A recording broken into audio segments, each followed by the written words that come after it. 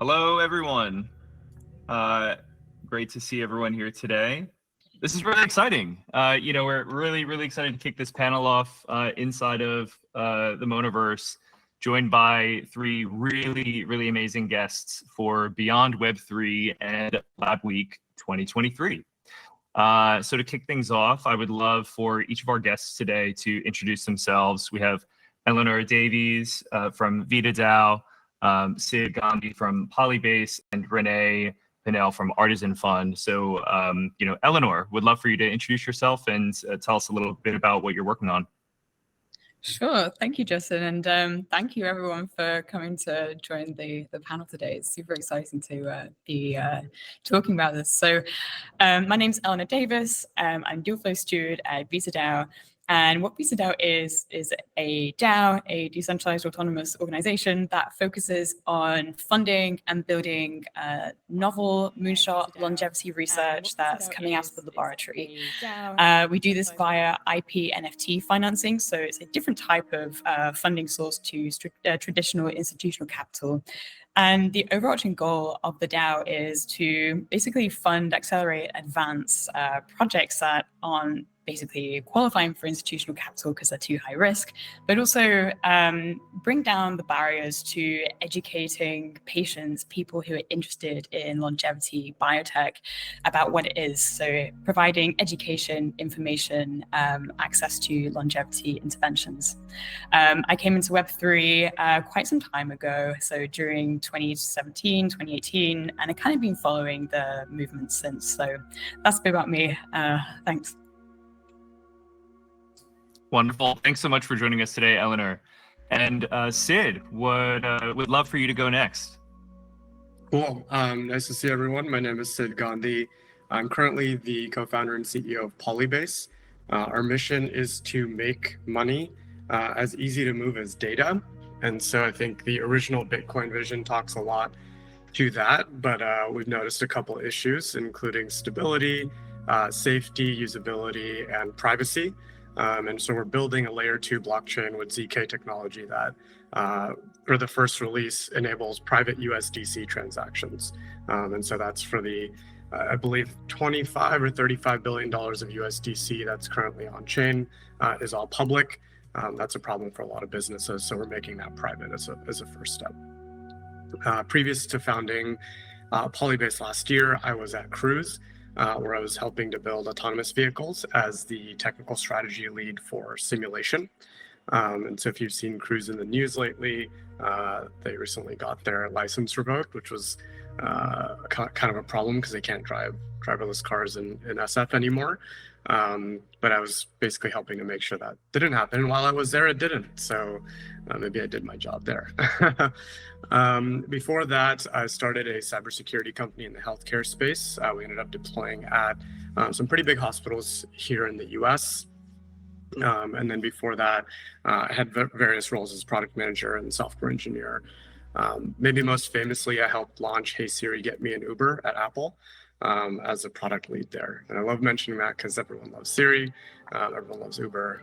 We kind of work together on those with those teams. Hi, I'm Rene. I go by Nene on the internet.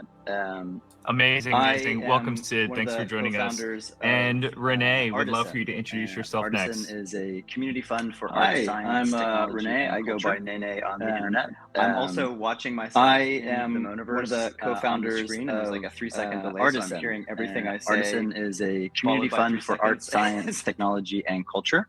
I'm also watching myself in the Metaverse on the screen, and there's like a 3-second delay, so I'm hearing everything I say, followed by 3 seconds. It's a total mind fuck. This is hilarious. Yeah, let me try to figure out how to stop that, because I don't think I'm actually going to be able to mentally complete my thoughts if I'm hearing myself talk to myself. Is there a way to like... Yeah, you can mute your audio in settings, or you could also mute your browser tab. All right, I'm just sending audio now through Google Meets. Should that work? Okay, I'm hearing you tell me to mute myself in the over there. Okay, hi. I think it's gonna.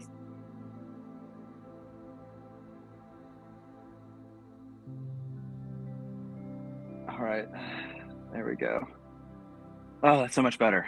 Okay, hi. The question was, who am I? Right, so I'm a guy who spent my whole life funding the arts. The last 2 decades, I've raised over $50 million for weird creative projects. Fuck, it's still doing it. Oh my God, this is driving me crazy. How do I get it down? There we go. All of it's gone. There, mute. Oh, what a train wreck I am this morning. It's also really early for me. I woke up at like 5 a.m. To do this. Anyways, yeah, okay. Now I can say who I am real quick.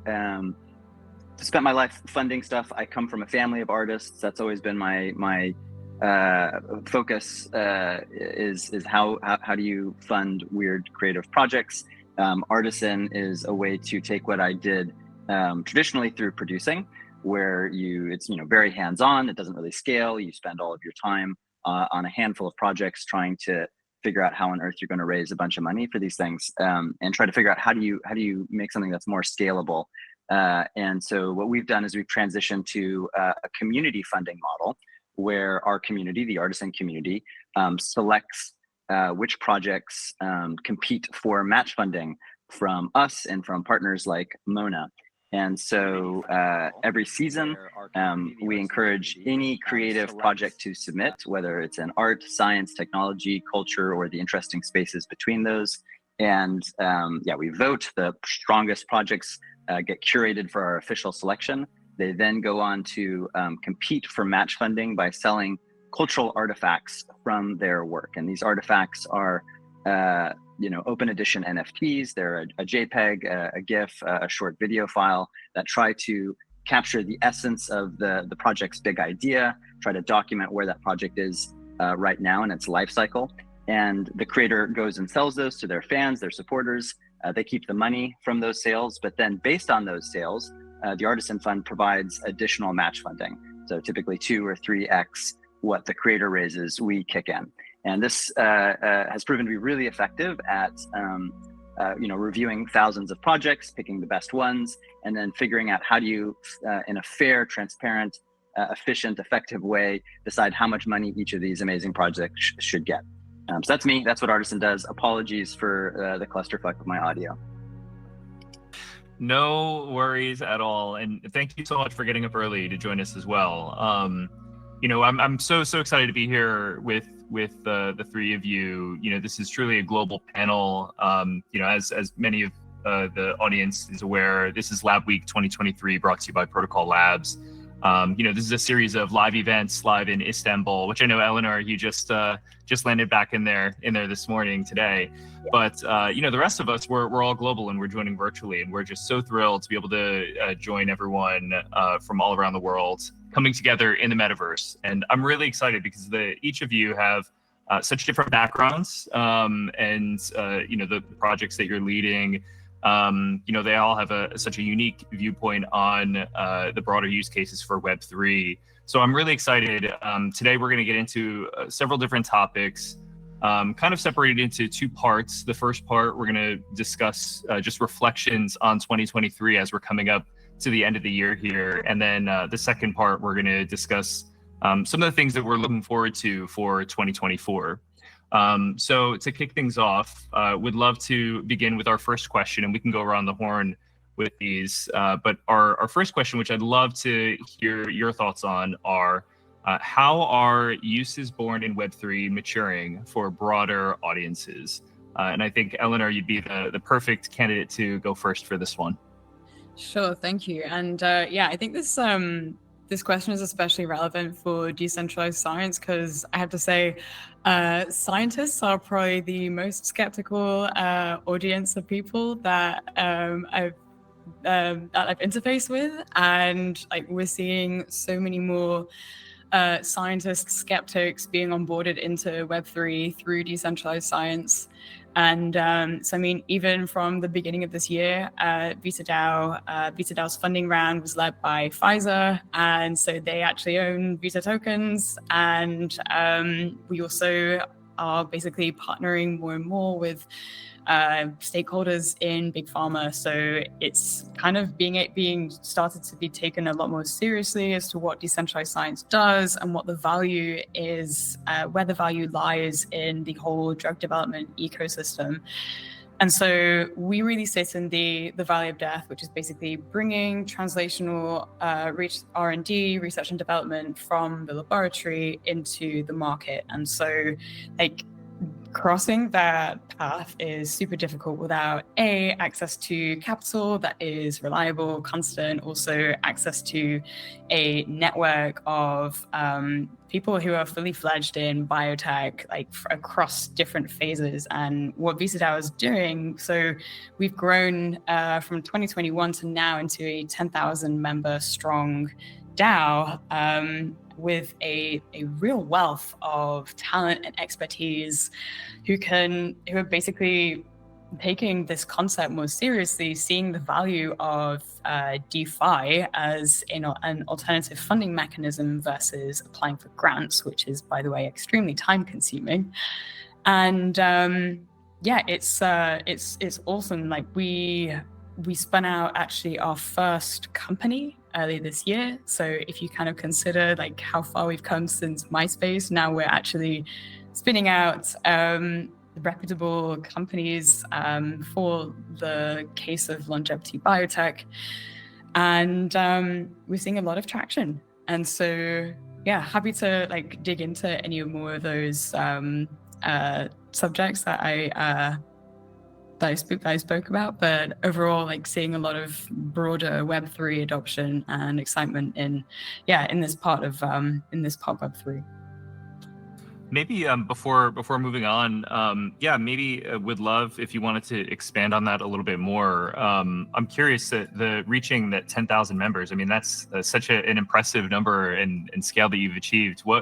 How have you overcome some of your biggest challenges so far? Yeah, so I'd say some of the biggest challenges are actually onboarding. And I think especially when dealing with the scientific audience, it's really good to have in-person events that kind of bridge the IRL component with the DAO, and it kind of demystifies it as well, and having a person point of contact who can speak to the PhD side, the having had the experience working in the laboratory side, but who also speaks the language of DeFi, of DAOs, of this like crazy, mysterious, dark matter that's out there on the internet. So that's been like a real big one. I think also bringing on the likes of Big Pharma into our scientific advisory board and also as a backer also has behaved as a real point of credibility, and that's basically just having a network effect as well. We also launched our recent IP NFT fractionalization event with PI researcher Dr. Krolchuk, based in Newcastle University, who's also very well regarded in the biotech world. And basically just the combination of these types of events are really kind of acting as a snowball effect and positive feedback cycle to onboarding more people into the DAO.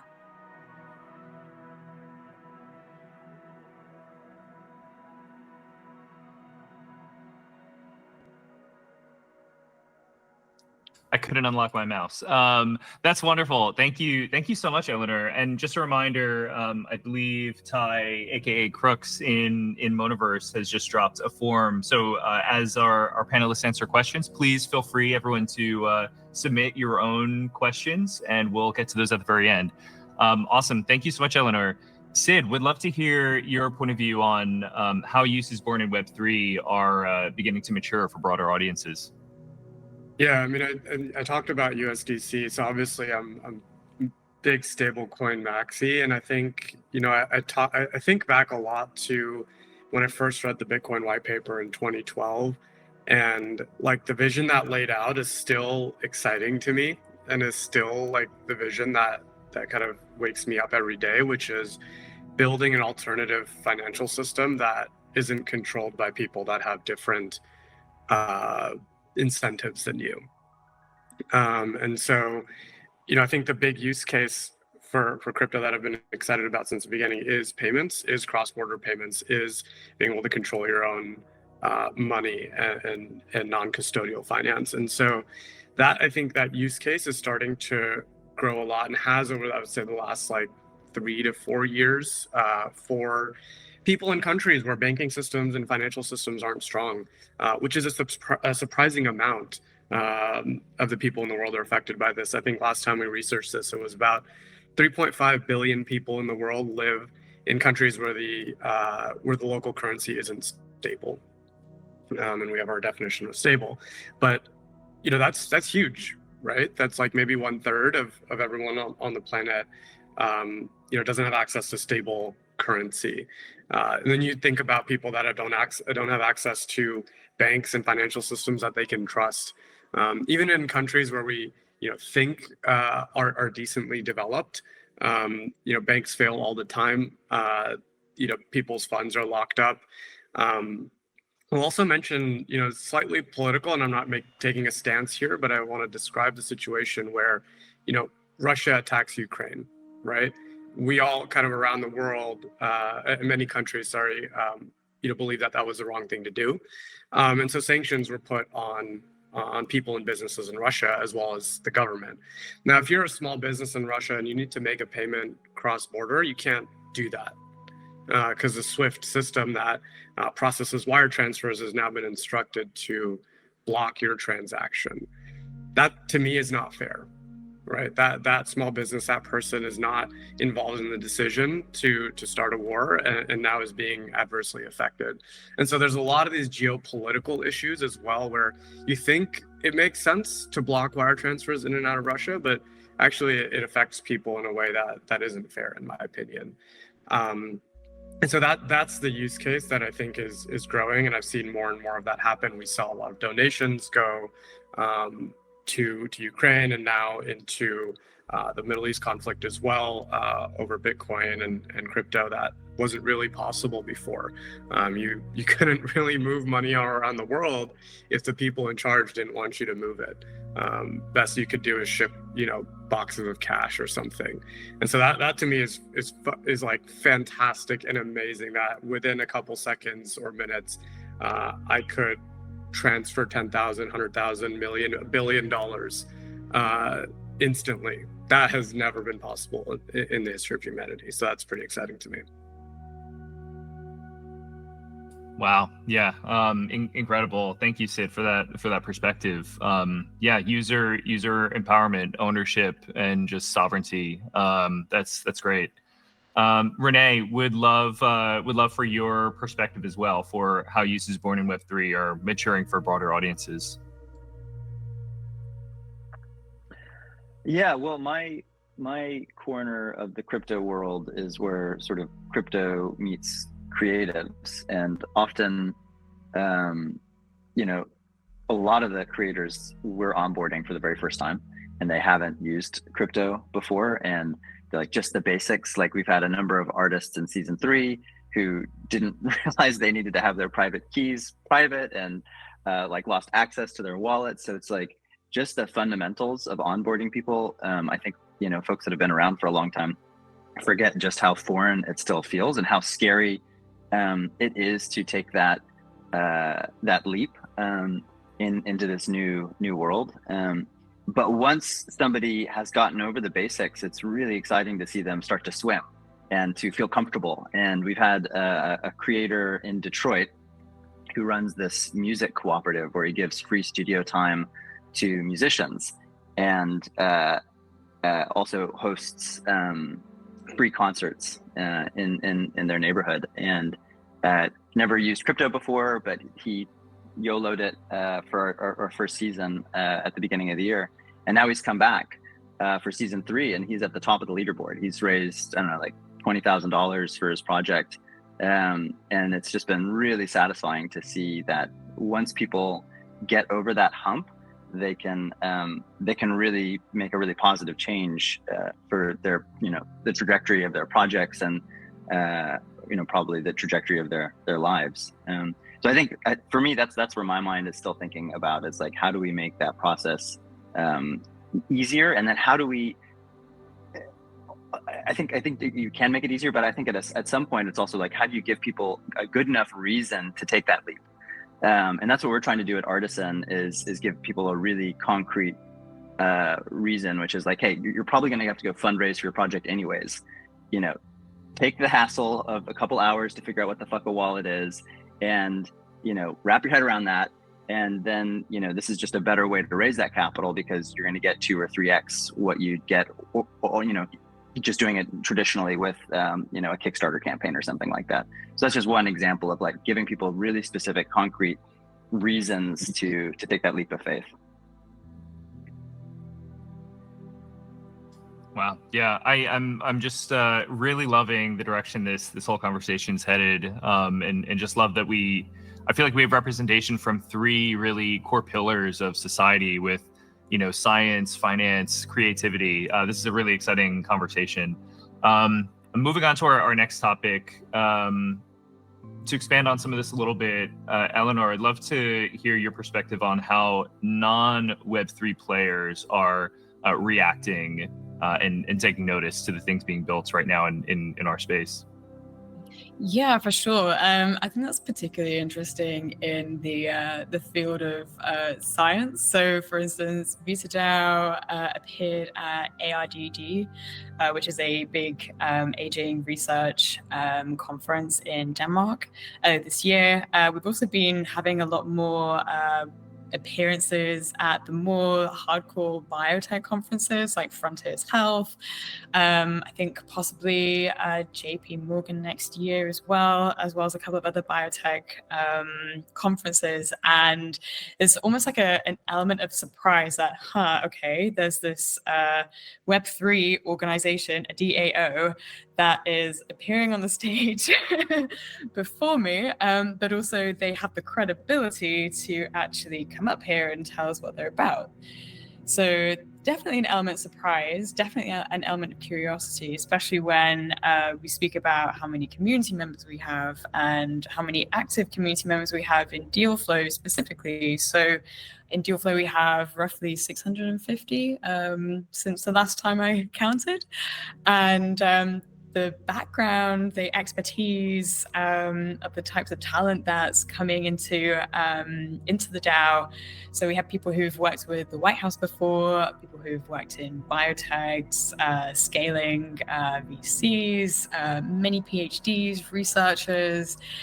And so it's like, okay, so these people obviously have a lot of common sense and a lot of intellectual sharpness. So there's something that's happening here. And I think also just like seeing the conversion from curiosity to, okay, seeing the value is just like, is awesome. And yeah, it's basically a network effect. So in comparison with a traditional VC type of incubator model where you'd have maybe 6-7 people and a network, we basically have a huge number of people in the Dealflow working group, big network. And as I said earlier, it's having like a positive feedback loop where we're just kind of bringing in more people and we're upskilling, leveling up. And now we're starting to get, some really interesting longevity projects coming through as well. So I'm excited to see a really exciting pipeline of deals coming through to be TBD for 2024. But it's getting better and better, in my opinion. Amazing. Thank you, Eleanor. Sid, would love to hear your thoughts. How I guess TradFi maybe is reacting to some of the stuff we're working on, right? Or crypto in general. I think TradFi and Web2 have gone through some stages in the past, 8, 9, 10 years. And at first it was like fear, which is, makes sense. That's your first reactionary stage. And I think we've gone through curiosity in the last 5 years or so. And now I think we're getting to acceptance. And like you see that with various governmental bodies. Like starting to discuss and make laws around crypto, right? New York was kind of one of the first ones to have a virtual asset business law. California just passed one that's taking effect in 2025. We have the SEC, they're doing crazy stuff, but at least they're having the conversation, right? And I think, things like will stabilize over time. Europe has MiCA coming into effect next year as well. So I think the reaction now is acceptance, and the reaction is now, okay, like now we can move forward and think about what we want to do about this new financial technology. And so I think that's where we are now, is like people have accepted it, and now people are like, okay, what can we do with this? What are the cool capabilities here? How can we regulate it? Which I think is a great question and needs to happen.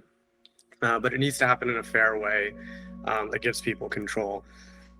So that's why I'm excited. I think it's like a really cool time to be alive. I think the same. It's like, okay, it would be a really cool time to be alive when like banks and finance and capitalism like kind of got started. And I think there was some pretty unique opportunities, and people took advantage of those and became bajillionaires, right? And so it's like, and they moved society forward, and now we have like sophisticated systems of insurance and mortgages that help people live their lives better. And so I think that's where we are today, and that's the reaction that I've been seeing.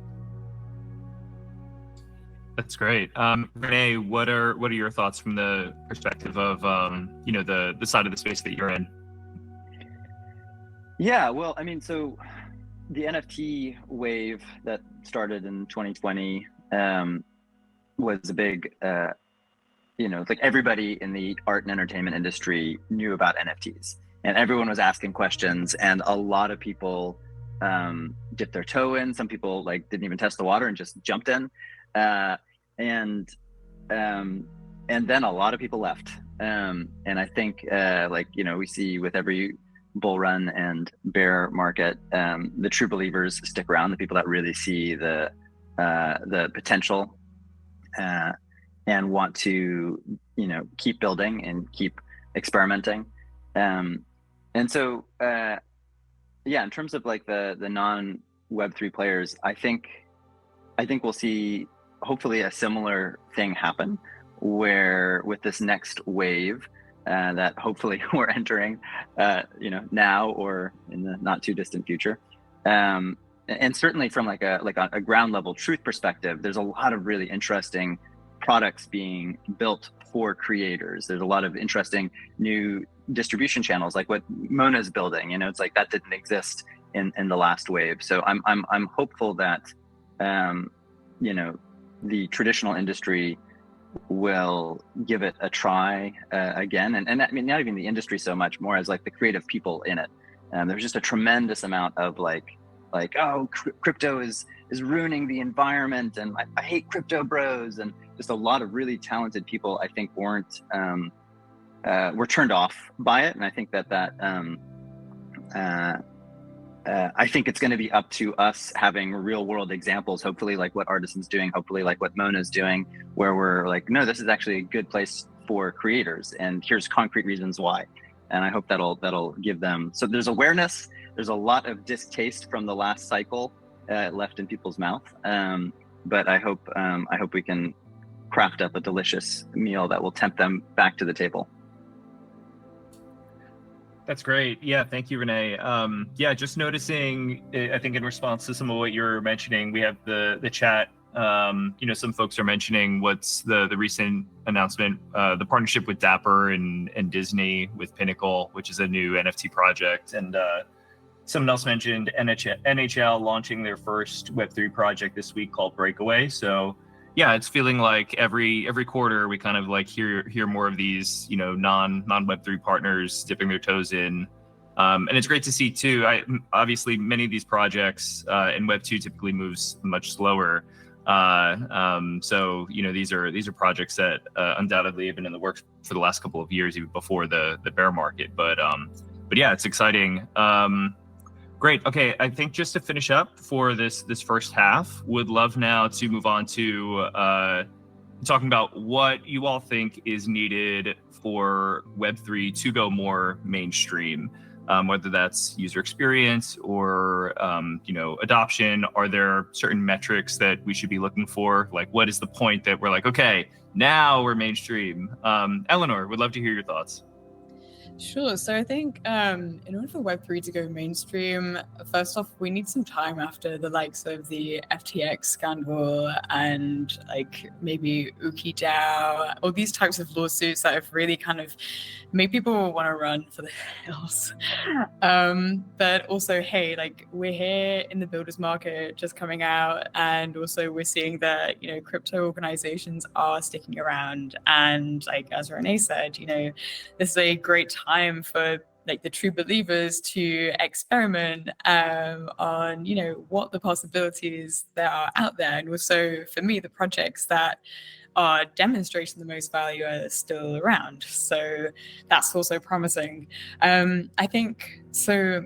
First off, we also need a lot more visibility in the Web2 world. A couple of projects I've seen are kind of like speaking within the cryptos, in the crypto bubble, and we kind of need to like reach out, like branch out, whether that's like outreach in specific, conferences or via partnerships. So I think just kind of adding more visibility, more credibility, and also having these types of partnerships to basically acts as like, okay, this is we have verified that this organization is positive, it provides value, and like we're also like putting our own reputation out there in order to promote it equally.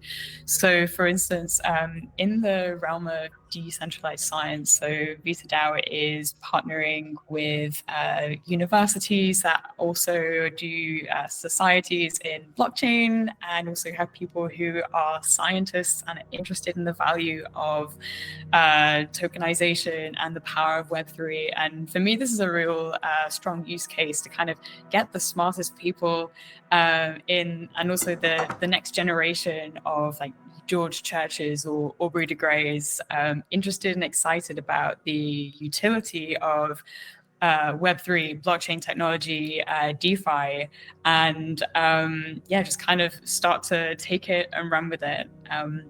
So that's really what I think we need to do in order to reach out more. Amazing. Thanks, Eleanor. Sid, what do we need? How do we get Web3 more mainstream? Yeah, I don't know. I feel like maybe my contrarian viewpoint is like that might be the wrong question. And maybe I like rephrase it or kind of reframe it in the sense that like, what are we doing that people will want to pay attention to and be attracted to, right? And like, if we focus on that, like mainstream or not mainstream doesn't really matter. Like if people are excited and get value from it, like it'll happen over time. And so like, I think whenever I talk to people, it's like, I keep pushing people, like think about the real world, maybe like outside of Web3 for a second, right? And think about the problems that are there, whether that is funding for science, right? Or whether that is funding for creatives, or whether that's moving money around the world, and go solve those and make deals and make people's and businesses' lives better and easier. And I think there's no question that will hit mainstream. I think if you're out there building something that doesn't really have true individual or business value, and then you use marketing to try to grow it, it's really, really challenging. And I think then we keep asking the question like, okay, how do we make this bigger? How do we make this bigger? But the thing we should be asking is like, how do we do something more valuable for the world? And I think that's why I kind of like bear markets. I know very probably contrarian and a lot of people won't like that, but like I like when the bear market comes around because it clears out all the stuff that isn't doing something valuable, like Eleanor said. And I think all the companies that were kind of hiding behind marketing and hype run out of money. And then you have people that have real sustainable businesses still around. So that's why I'm excited. I mean, I think we, in many respects, have gone through that in the last 6 months and now are finally emerging. And we're seeing things like Bitcoin and Ethereum ETFs get approved and start to hit the pipeline. We're seeing, I actually didn't know, Eleanor, about the Pfizer investment in VitaDAO. That's phenomenal. Nice. That's a huge signal.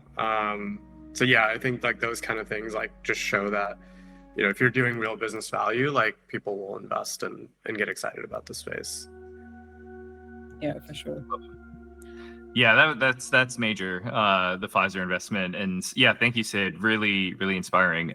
Eleanor, did you have something you wanted to add?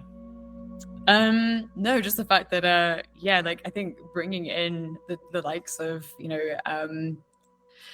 institutionally recognized, verified corporations, partners, really is like a good, strong way to go, and also just kind of demonstrates the value of the projects itself. It's not like we're selling something or like, in the kind of situation that we were in the previous bull run. So, yeah.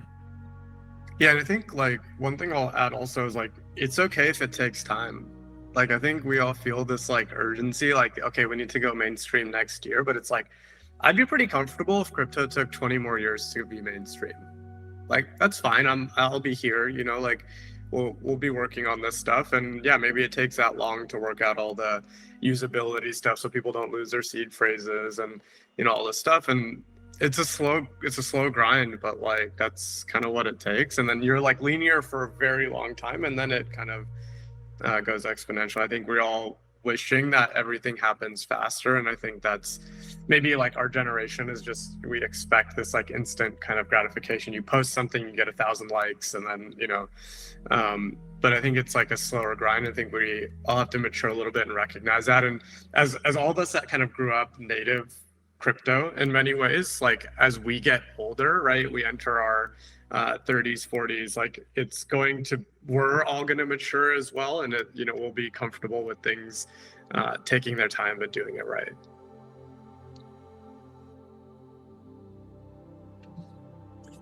You're muted, Justin. Oh, yeah, I was just saying it's about the journey. Rene, before moving on, would love to hear your thoughts as well. I think Sid and Eleanor did a great job of covering it. I think the yardstick that we need to be judging ourselves by, it needs to be like an order of magnitude better than existing systems on some meaningful dimension, because it is so foreign. And so I think of it often as like when you're raising money for a startup, it's easier to do when it's a team and a promise and an idea, a vision, right? And then you get the money and then you go and, you have to actually deliver. You have to actually build something. And I think that's kind of where I feel like the industry is. It's time to really deliver. We really need to deliver real value for real people, and it needs to be an order of magnitude better than what you can do with other systems. I think it's just good to calibrate your what success looks like to something like that. Yeah, absolutely. This is great. So I think that about wraps our reflections on 23. So I'd love to quickly move on to what we're all looking forward to as we get ready to start this new year in 2024. So Eleanor, would love for you to kick us off with what are you most looking forward to in this new year? In this new year, so I am definitely looking forward to the maturation of IPNFT, IPT technology. And so what does that look like? We launched one IPT this year. We did a crowd sale of 30K, and now that's valued at 2 million. So we've seen quite a positive reaction.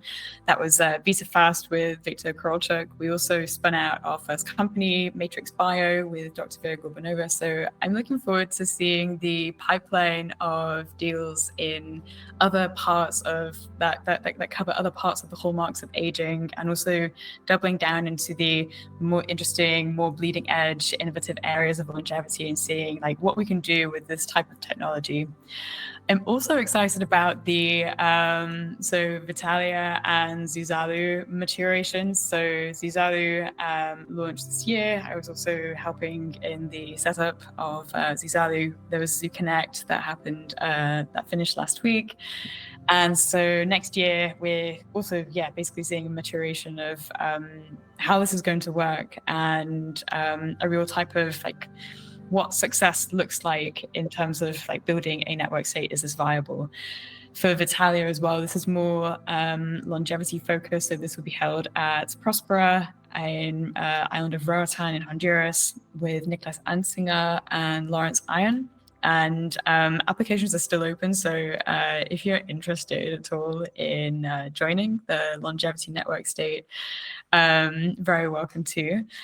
And yeah, I think interested just to see like where the conversation goes, what the value is, and also how the likes of Web3 blockchain technology will be implemented like in real life in a country.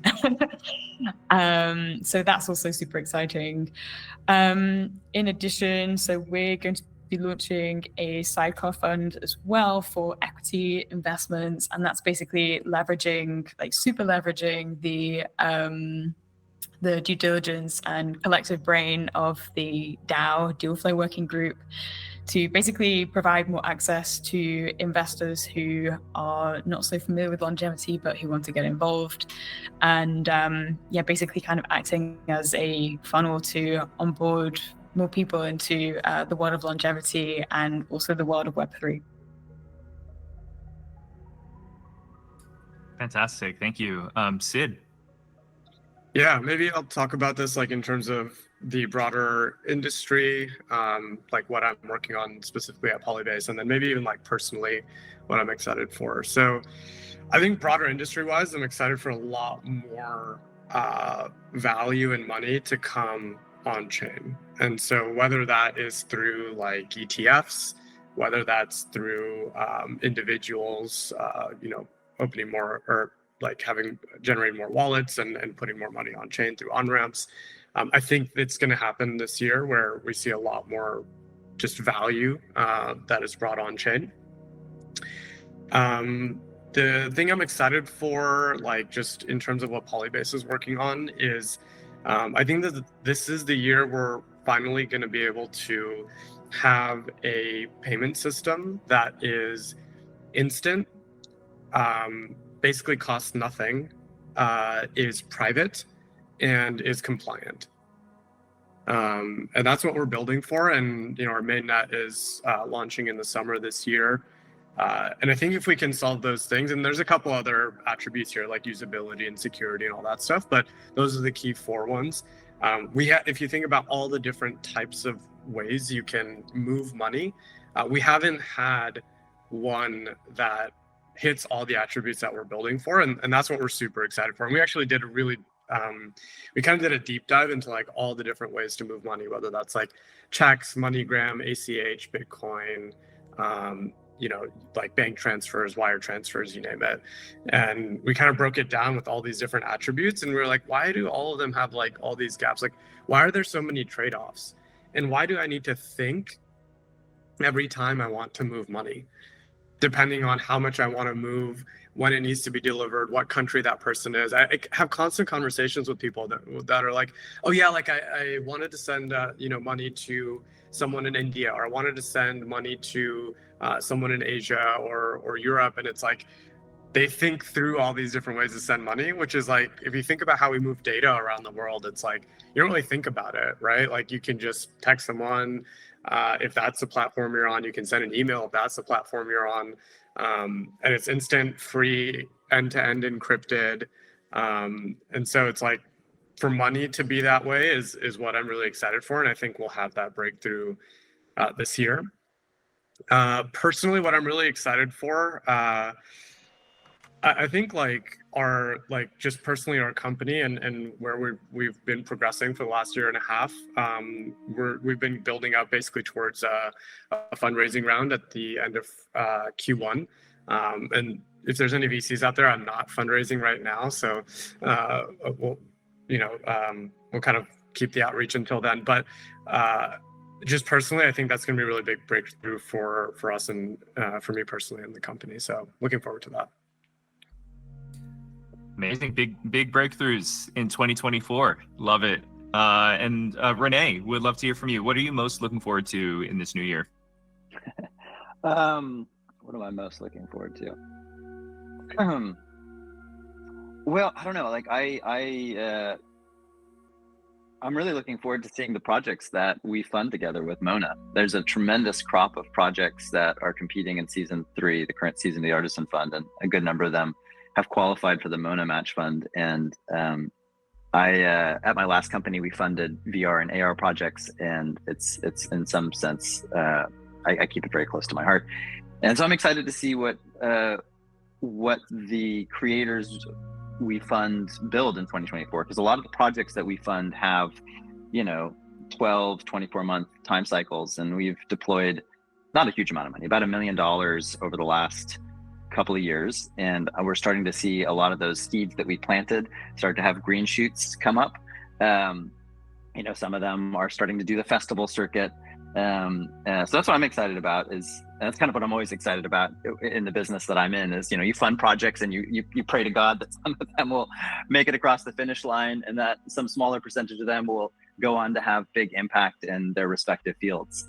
I'm more and more confident in the quality of projects that we're funding, and more confident in the mechanism we're using to decide which projects ought to receive funding and how much they should receive. So I'm just really excited to see what these creative people go and make, and hopefully we can fill the world with more art, science, culture, technology.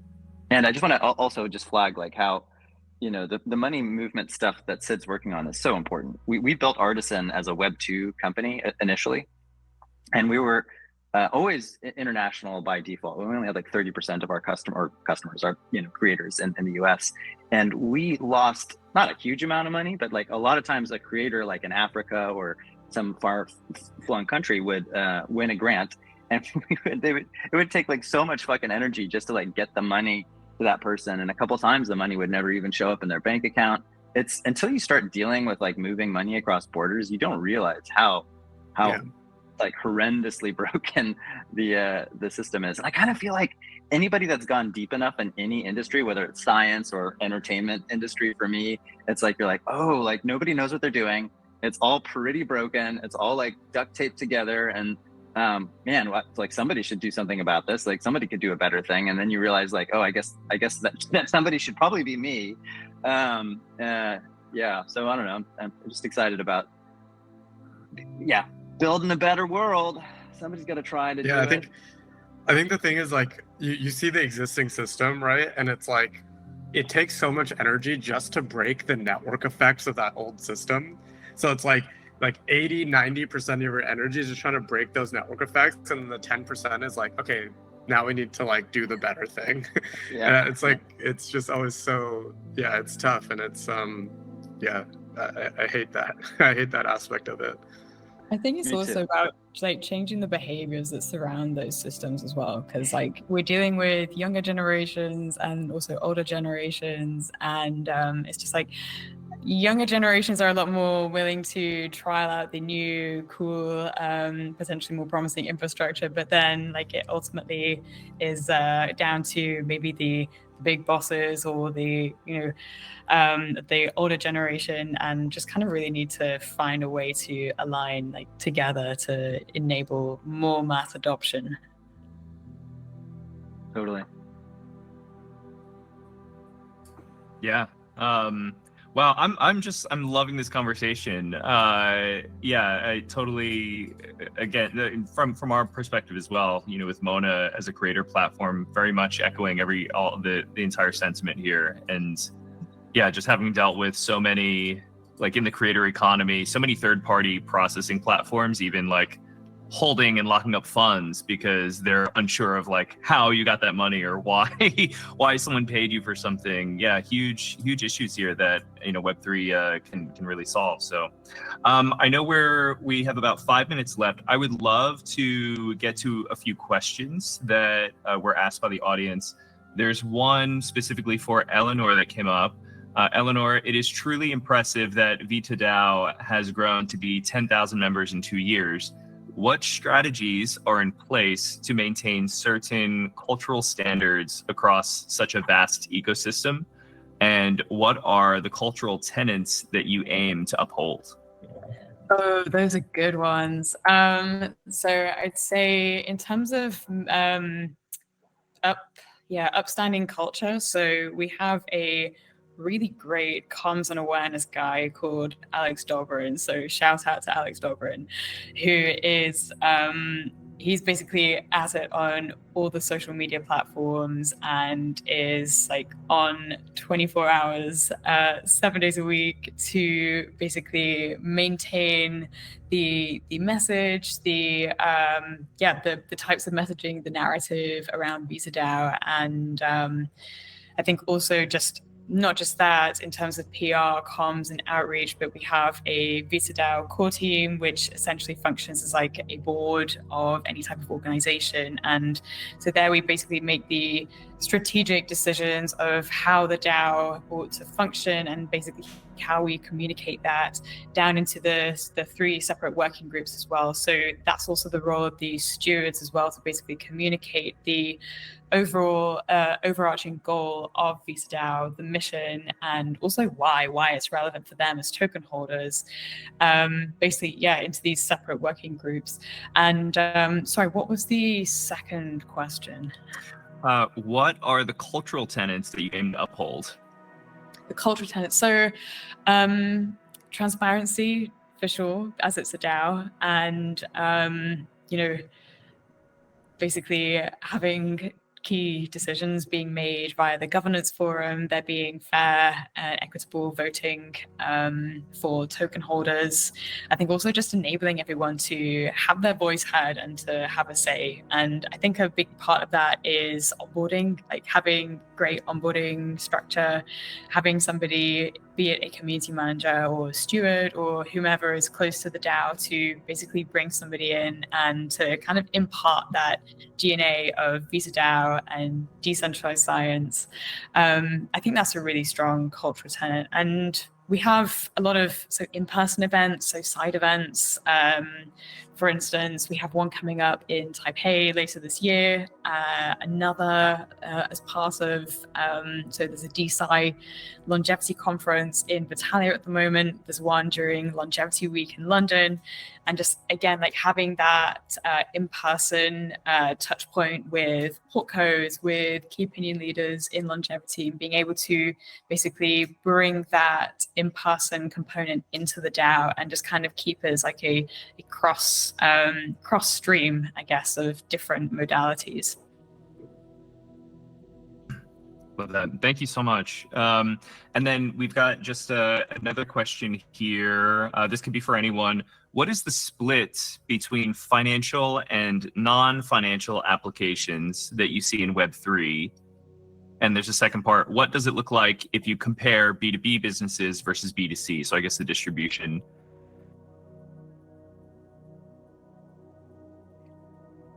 Yeah, I don't know the split.